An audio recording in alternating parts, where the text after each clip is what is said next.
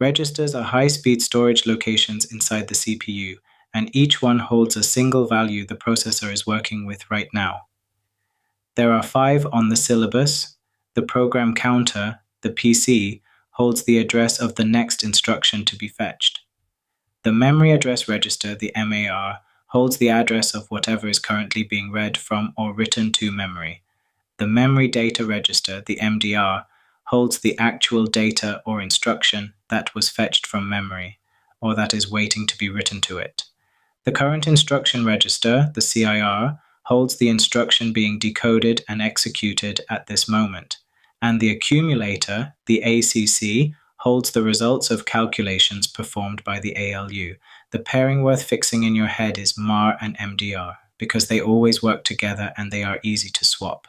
The MAR holds where in memory. The MDR holds what was found there. One is an address, the other is contents. Before the cycle itself, the buses, because there is a misconception here that will wreck your answer if you carry it in. Buses are the physical wires that move things between the CPU and memory. Between, that is the important word. They are not used to move values from one register to another, because all the registers are already inside the CPU together. There are 3. The address bus carries addresses from the MAR out to memory, and it is the one bus that is strictly one-way or unidirectional. Addresses only ever travel outwards, because memory never sends the CPU an address. The data bus carries the actual data and instructions between memory and the MDR, and it is bidirectional, because data travels both ways, out when writing, back when reading. And the control bus carries signals such as read and write from the control unit, and it is also two-way. So, addresses go on the address bus, data goes on the data bus. Writing that the data bus carries addresses is one of the most common errors in this topic. Now, the fetch, decode, execute cycle. This is the process the CPU repeats continuously for as long as it is switched on. Fetch, collect the next instruction from memory. Decode, work out what it means. Execute, carry it out. Then repeat. That summary is easy to remember, and it is not worth many marks, because the detail is in which register does what and in what order. So rather than list the steps, let me put actual values in the registers and run the cycle twice. Memory holds an instruction, load 200, at address 100 and another ADD2 at address 101, and address 200 holds the value 25. We start with the program counter holding 100, the address of the first instruction, and everything else empty. Fetch begins. The address in the PC is copied to the MAR. Notice what did not happen there. No bus was involved. The PC and the MAR are both registers inside the CPU, so that transfer is internal. This is precisely where people go wrong by saying it travels on the address bus. Now the MAR puts its address onto the address bus, which carries it out to memory, and the control unit sends a read signal along the control bus. Memory responds, and the contents of location 100 travel back along the data bus into the MDR. The MDR now holds load 200. That instruction is copied from the MDR into the CIR, ready to be decoded. And now the program counter is incremented from 100 to 101. Hold on to that, because it is about to matter. Decode. The control unit splits the instruction in the CIR into its opcode, load, and its operand, 200.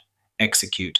The CPU fetches the contents of address 200, reusing the MAR and MDR to do it because they are used for any memory access, not just instructions, and the value 25 ends up in the accumulator. First instruction complete. Now the cycle repeats, and this is the payoff. The PC is copied to the MAR again, but the PC now holds 101, not 100, so this fetch collects a different instruction, ADD201. That lands in the MDR, moves on into the CIR, and the program counter advances again. That is the entire reason the program counter is incremented. Without it, the CPU would fetch the same instruction forever and no program would ever advance past its first line. That trace is on the page 2, and 2 things in it are worth pointing out explicitly. The first is the row where the PC changes from 100 to 101 during the fetch. not at the end of execute, but during the fetch of the instruction it has just collected. The second is the row where the MAR shows 200 and the MDR shows 25. Those registers were holding an instruction address and an instruction a moment earlier. They are not dedicated to instructions, they are used every single time memory is accessed for anything at all, including the data an instruction operates on.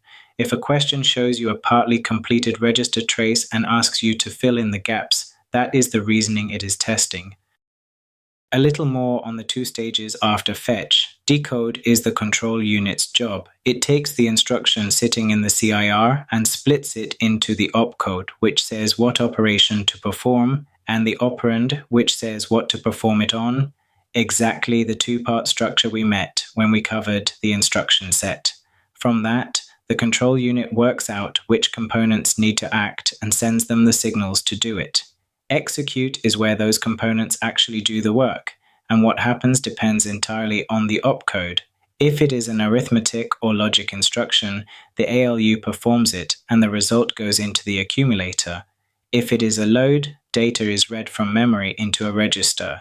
If it is a store, data goes the other way, from a register out to memory. And if it is a jump, the instruction changes the value in the program counter directly, which is how loops and branches work.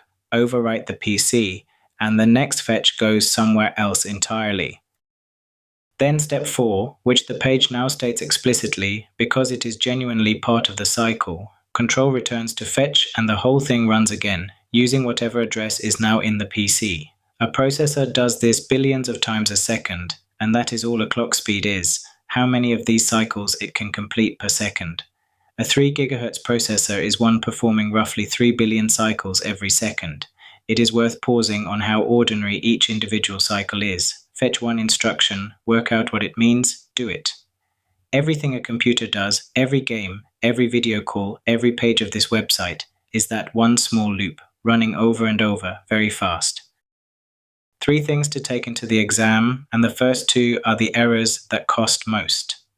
1. The PC to MAR transfer does not use a bus. Both are registers inside the CPU, and the buses only carry things between the CPU and memory. 2. Addresses go on the address bus and data goes on the data bus. The address bus is unidirectional from CPU to memory. The data and control buses are bidirectional. 3. When you describe the PC being incremented, say why, so that the next cycle fetches the next instruction rather than repeating the current one. Stating that it is incremented is worth something. Connecting it to the repetition of the cycle is worth more, and it shows you understand what the register is for rather than just what it contains.